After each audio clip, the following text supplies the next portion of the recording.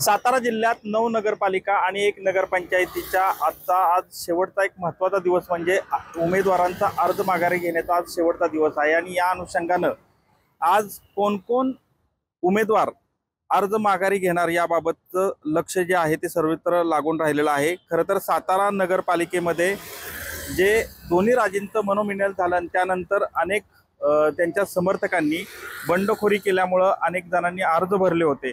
मात्र हे अर्ज माघारी घ्यावेत असं आवाहन जे आहे ते काल एका संयुक्त पत्रकार परिषदेमध्ये दोन्ही राजेंनी केलं होतं। मात्र 50 जागांसाठी ही जी मोठी चढाओढ आहे यामध्ये कोण आता जो अपक्ष उमेदवारी अर्ज जो आहे तो माघारी घेणार याकडे सर्वांचं लक्ष लागून राहिलेलं आहे। खरं तर जवळपास 1600हून अधिक उमेदवारी अर्ज जे आहेत ते वैध झाले होते।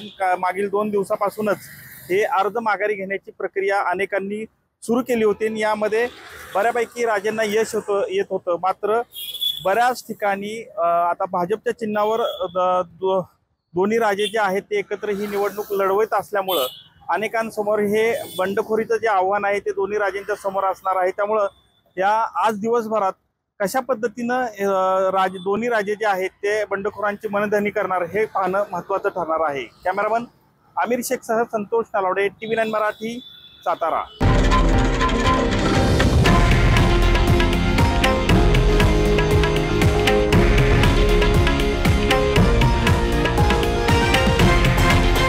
हे आहे देशातील नंबर 1 न्यूज नेटवर्क आणि आपण पाहत आहात TV9 मराठी, एकमेव।